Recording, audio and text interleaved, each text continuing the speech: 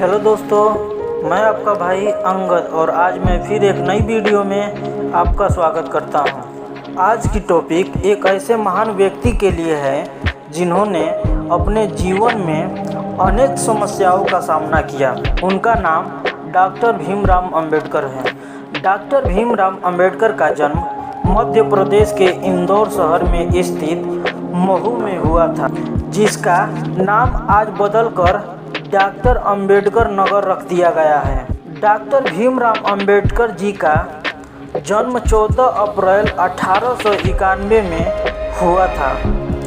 Doctor Bhimrao Ambedkar जाति से दलित थे। उनकी जाति को अछूत जाति माना जाता था, इसलिए उनका बचपन बहुत ही मुश्किलों में व्यतीत हुआ था। बाबा साहेब अंबेडकर सहित सभी निम्न जाति के लोगों को सामाजिक बहिष्कार, अपमान और भेदभाव का सामना करना पड़ता था। आइए इस वीडियो में इनके बारे में कुछ अन्य बातें जानते हैं कि अगर ये अभी तक जिंदा होते तो भारत में क्या क्या परिवर्तन हुआ होता।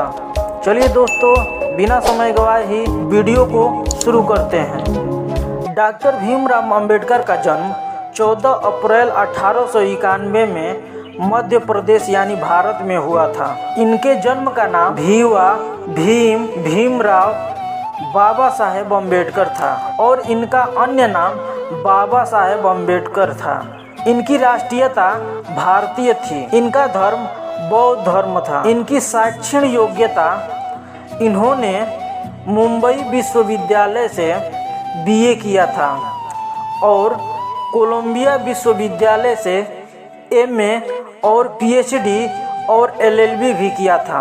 इन्होंने लंदन स्कूल ऑफ इकोनॉमिक्स से एमएससी, डीएससी आदि किया था। इनका ग्रेज इन बैरिस्टर एट लॉ था। इनका पेशा विधिवेत्ता, अर्थशास्त्री, राजनीतिज्ञ, लेखन पत्रकार, समाजशास्त्री, मानव वैज्ञानिक, धर्मशास्त्री, इतिहासकार, प्रोफेसर और संपादक था। इनका व्यवसाय वकील, प्रोफेसर व राजनीतिज्ञ था। इनकी जीवन साथी रमाबाई अंबेडकर, इनका विवाह 1906 में हुआ था, जिनका निधन 1935 में हो गया था। डॉक्टर सविता अंबेडकर, इनका विवाह 1948 में हुआ था, जिनका निधन 2003 में हो गया। इनके बच्चे यशवंत अंबेडकर, राजनीतिक दल स्वतंत्र लेबर पार्टी, भारतीय रिपब्लिक पार्टी, अन्य राजनैतिक संबंध, समता सैनिक दल, शैक्षणिक संगठन द बाबे शेड्यूल, धार्मिक संगठन भारतीय बौद्ध महासभा। इनको मिलने वाला पुरस्कार और सम्मान बोधिसत्व यानी 1956 में, भारत रत्न 1990 में, पहले द ग्रेटेस्ट इंडियन 2012 में मिला था। इनकी मृत्यु 6 दिसंबर 1956, उम्र 65 वर्ष। डॉक्टर भीमराव अंबेडकर राष्ट्रीय स्मारक नई दिल्ली, भारत में स्थित है। इनकी समाधि स्थल चैत्य भूमि, मुंबई, महाराष्ट्र में स्थित है।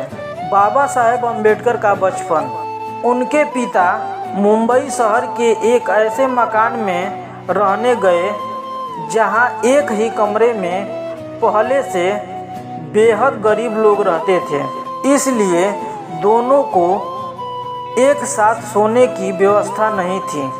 तो बाबा साहेब अंबेडकर और उनके पिता बारी बारी से सोया करते थे। जब उनके पिता सोते थे तो डॉक्टर भीमराव अंबेडकर दीपक की हल्की रोशनी में पढ़ते थे। भीमराव अंबेडकर संस्कृत पढ़ने के बहुत ही इच्छुक थे, परंतु छुआछूत की प्रथा के अनुसार और निम्न जाति के होने के कारण वे संस्कृत नहीं पढ़ सकते थे। परंतु ऐसी विडंबना थी कि वे विदेशी संस्कृति पढ़ सकते थे। भीमराव अंबेडकर जीवन में अपमानजनक स्थितियों का सामना करते हुए डॉक्टर भीमराव अंबेडकर ने शौर्य और वीरता से अपनी स्कूली शिक्षा प्राप्त की और इसके बाद कॉलेज की पढ़ाई पूरी की। इन्होंने कोलंबिया यूनिवर्सिटी से बीए किया और लंदन स्कूल ऑफ इकोनॉमिक्स में मास्टर की डिग्री प्राप्त की। इनकी रचनाएं भी बहुत है, जैसे doctor Bhimrao Ambedkar writing and speech, और इनके द्वारा 17 पुस्तकें लिखी गई हैं, जैसे में भारत का राष्ट्रीय अंश, भारत में जाति और उनका मशीनीकरण, भारत में लघु कृषि और उसके उपचार और मूल्यांकन। बाबा साहेब अम्बेडकर के पास डिग्री। बाबा साहेब अम्बेडकर के पास 32 डिग्रियां थी और उनको 9 भाषाओं का ज्ञान भी था।